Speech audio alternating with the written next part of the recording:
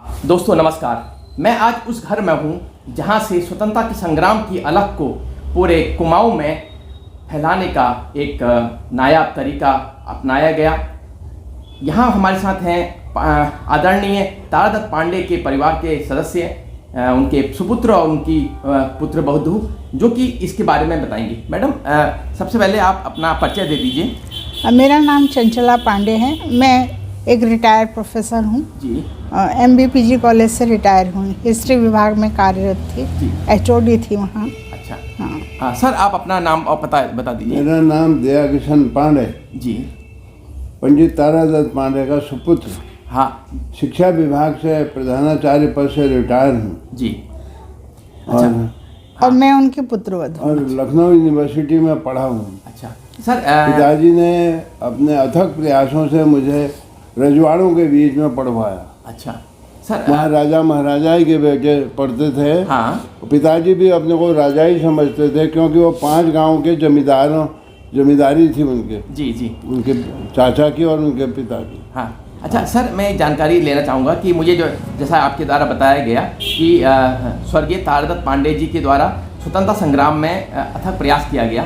सबसे पहले आप उनके जो मूल निवास है, कहाँ से वे चले और कहाँ तक वो उसके बारे में बताने का कष्ट करें। हमारे पुरखे जो थे वो बैठती तो बयाला जी। बयाला में आए वो राजा कल्याण चंद के समय में। अच्छा। कल्याण चंद ने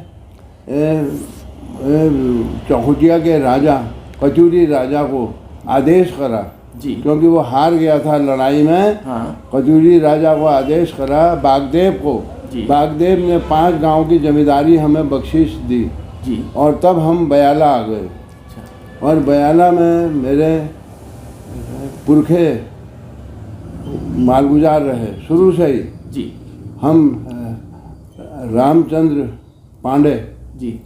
रामचंद्र पांडे, रामजू राठ हैं हम। अच्छा। उन्हीं के नाम से हम प्रसिद्ध हैं। अच्छा। गांव में। अच्छा, तो मैडम हम आपसे जानना चाहेंगे कि जो आपके ससुर जी हैं उनके द्वारा किन किन स्वतंत्रता संग्राम के आंदोलन में हिस्सा लिया गया और किस तरह से वे उन्हें आज़ादी की अलख को अपने क्षेत्र में, अपने गांव में या अपने इस कुमाऊं अंचल में फैलाया था। मेरे ससुर जी जो थे श्री तारादत्त पांडे जी, वो दोराहाट मिशन स्कूल में जब उन्होंने शिक्षा पा रहे थे तो उस समय वहाँ भारतीय बच्चों के साथ जो भेदभाव होता था, हाँ, उसको उन्होंने अपनी आँखों से देखा। हाँ। उससे उनका हृदय बड़ा द्रवित हो गया। उन्होंने कहा हम हिंदुस्तानी भी बराबर समान लेवल के हैं, लेकिन हमारे साथ दुर्भावनाग्रस्त हैं ये लोग, हमारे साथ अच्छा व्यवहार नहीं करते हैं। तो वो उनसे बड़ा नाराज रहते थे। अच्छा। अंग्रेज अफसरों से, अपने अंग्रेज जो उनके शिक्षक थे, उसी कारण उन अंग्रेज शिक्षकों से लड़ाई भी हुई। अब शिक्षक ने जब उनका सिर बाल चोटी थी उसको घुमा दिया, उसको पकड़ के घुमाया, तो अगले दिन उन्होंने सारा अपना सिर गंजा करके वो ब्रितानी शिक्षक के पास गए कि आप करिए मेरा सिर, आप पकड़ के अब हिलाइए जरा, कैसे हिलाते हैं। अच्छा। तो इस तरह वो बचपन से ही जरा विरोधी स्वभाव के हो गए थे। अंग्रेजों के प्रति उनके मन में बचपन से ही गुस्सा था। अच्छा, उनके द्वारा ये शिक्षा दीक्षा कहाँ ली गई थी? ये जो घटना है वो कौन से विद्यालय की है? पहले ये तो दोराहाट के मिशन विद्यालय की घटना है, लेकिन उनकी कक्षा 5 तक की जो शिक्षा हुई वो दोराहाट के मुसनौला पट्टीमल्ला दौरा तहसील दोराहाट में हुई। उसके बाद वो अच्छी शिक्षा के लिए मिशन स्कूल में उन्होंने एडमिशन लिया, लेकिन शुरुआत में ही ये सब झगड़ा हो गया तो उनको स्कूल से निकाल दिया गया। फिर उसके बाद उनकी पढ़ाई अवरुद्ध हो गई। हाँ। फिर उसके बाद दादाजी जाके माफ़ी मांग लाए। अच्छा। हाँ। अंग्रेजों से माफ़ी मांग के छुटा लाए उनको। अच्छा। लेकिन इन्होंने कसम खा ली। हाँ। इन्होंने, छोटे बच्चे थे उस समय। हाँ। 15-16 साल के थे, कसम खा ली कि इनको फेंक के रहूँगा बाहर। पढ़ाई भी देर से शुरू हुई ना उनके, क्योंकि गांव में उन दिनों शिक्षा के केंद्र जो थे दूर ही होते थे। हाँ। तो पढ़ाई भी देर से ही शुरू हुई। तो लेकिन जब उन्होंने देखा भाई अंग्रेज लोग इतना अत्याचार कर रहे हैं हिंदुस्तानियों पर, तो बालक के मन में भी विद्रोह करने की इच्छा जागृत हो गई। बिल्कुल। तब उसके बाद से उन्होंने इन चीज़ों में सक्रिय योगदान देना शुरू किया। अच्छा, जैसे मैं जान पा रहा हूँ कि 1920 के कुली बेगार में आपके ससुर जी का योगदान रहा है, या आपने उन्हें सक्रियता निभाई है, किस तरह से नहीं, योगदान उनका इस तरह से रहा ना, जैसे वो दोराहाट में सक्रिय हो गए थे। हाँ, तो दोराहाट के जो आंदोलनकारी थे उनके वो जब 1920 में कुली बेगार 1920-21 में कुली बेगार आंदोलन हुआ बागेश्वर में, और सब जो रजिस्ट्रार थे वो जला दिए गए, बहा दिए गए सरयू में, और वहाँ से एक नई अलग जगह आई। उस समय दोराहाट से अनेक स्वतंत्रता संग्राम सेनानी जो थे वो बागेश्वर पहुँचे थे, और तो वहाँ पर जो राष्ट्रीय स्तर के नेता थे, बैरिस्टर गोविंद हरगोविंद पंत थे, और आपके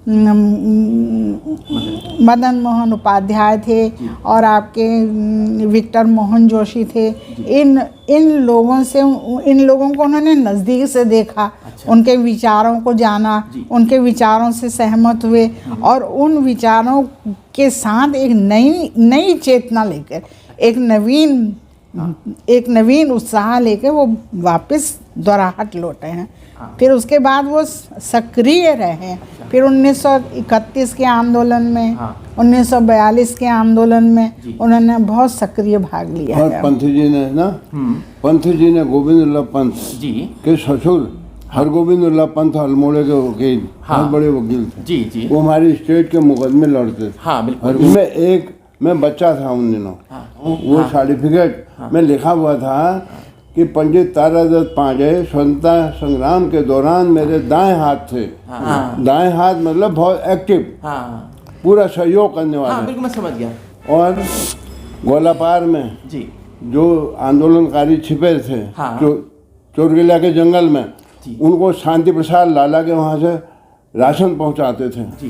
और मैडम, हम आपसे ये जानना चाहेंगे कि जो आपके ससुर जी हैं, उनके द्वारा जो 1930 के बाद की घटनाएं हैं, उनको किस तरह से समझा गया, और या किस तरह से उनका प्रभाव उन पर पड़ा?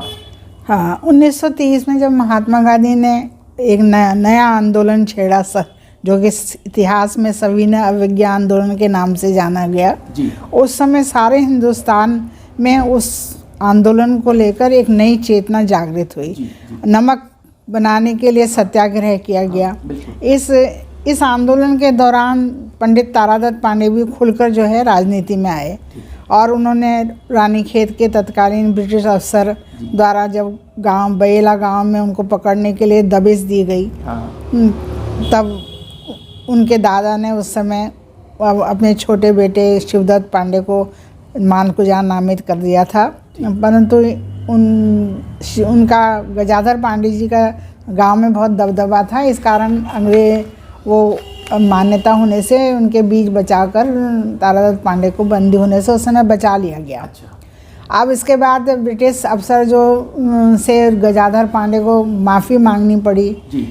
इससे तारादत्त पांडे जी बहुत क्षुब्ध हो गए, और उन्होंने कसम खा ली कि वो अंग्रेज़ों के खिलाफ अब इस हर जन आंदोलन में बढ़ चढ़कर भाग लेंगे, और ये ब्रिटिश शासन को भारतवर्ष से अंत करके ही दम लेंगे, जिसके कारण वो बाद में आंदोलन में बढ़ चढ़कर हिस्सा ले लेंगे। और इस समय पंडित हरगोविंद पंत और मदन मोहन उपाध्याय जो के उनके वो विशेष कृपापात्र बन गए, और उनके सहयोगी के रूप में उन्होंने कार्य करना शुरू कर दिया।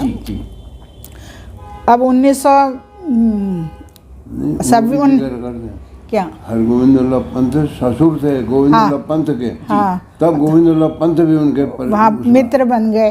मैडम, हम जानना चाहेंगे कि 1941-42 का जो मुख्य आंदोलन हुआ है, आप भारत छोड़ आंदोलन से जुड़ी घटनाएं हुई हैं, उसमें आदरणीय तारादत्त पांडे जी का क्या योगदान रहा, किस तरह से वे सक्रिय रहे? हाँ, इस आंदोलन में वो बहुत ज़्यादा सक्रिय रहे, और पंडित मदन मोहन उपाध्याय के साथ वो ब्रिटिश पुलिस अधिकारी के विरुद्ध उन्होंने रानीखेत में जन आंदोलन छेड़ा, जिसके परिणाम स्वरूप उन्होंने मारपीट की, और मारपीट के प्रकरण में वो नामजद हो गए।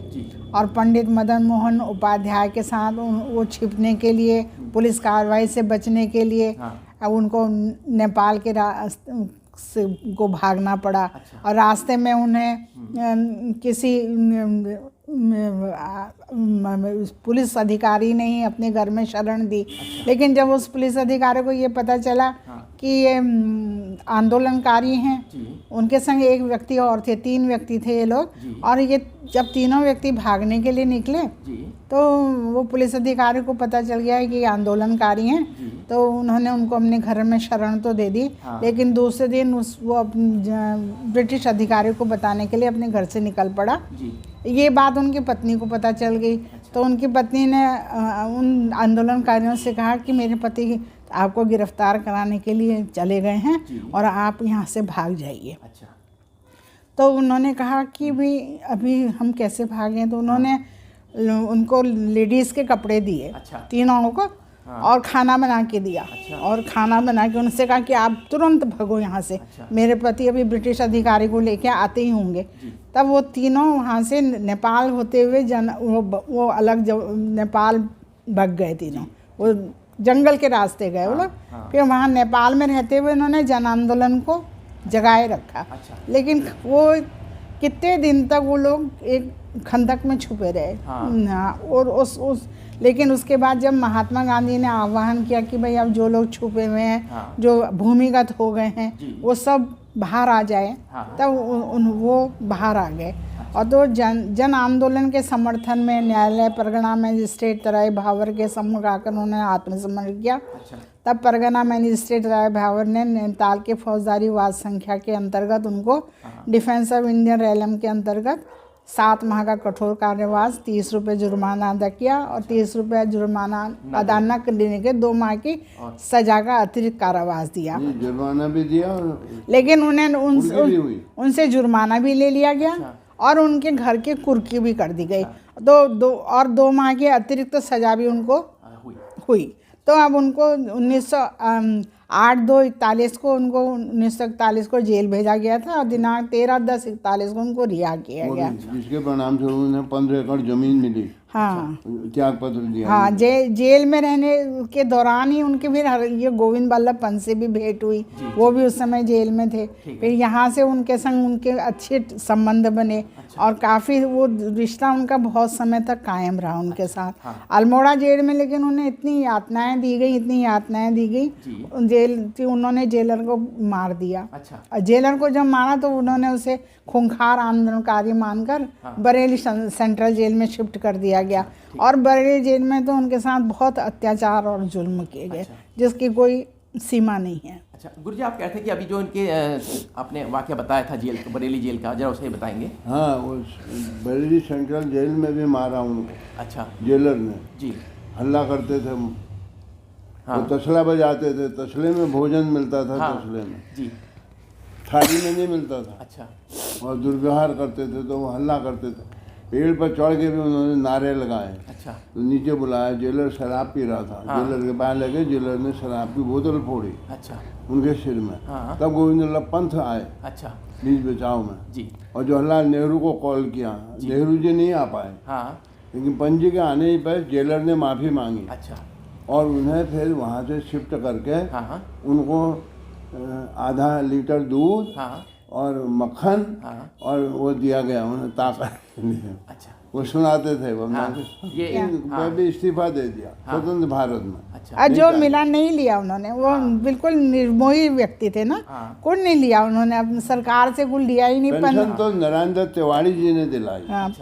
और केंद्र की पेंशन इंदिरा गांधी जी, इंदिरा गांधी माननीय प्रधानमंत्री भारतवर्ष, वो ताम्रपत्र भी मिला जी। अच्छा दोस्तों, मैं यहाँ पर बताना चाहूँगा कि आज़ादी के बाद इंदिरा गांधी के द्वारा स्वर्गीय तारादत्त पांडे जी को उनके अविस्मरणीय कार्य के लिए ताम्रपत्र भेंट किया गया है, जो कि इन परिवार के पास अभी सुरक्षित है। आप देख सकते हैं कि ये ताम्रपत्र है जो कि उनको एक अविस्मरणीय योगदान के लिए प्रदान किया गया है। निश्चित रूप से यह परिवार जो कि स्वतंत्रता संग्राम सेनानियों से संबंध रखता है, भारत की आज़ादी के गुमनाम स्वतंत्रता संग्राम सेनानियों ने, जिन्हें आज भी भारत याद करता है, ऐसे स्वतंत्रता संग्राम सेनानियों को कृतज्ञ राष्ट्र का सत सत नमन। बहुत बहुत धन्यवाद।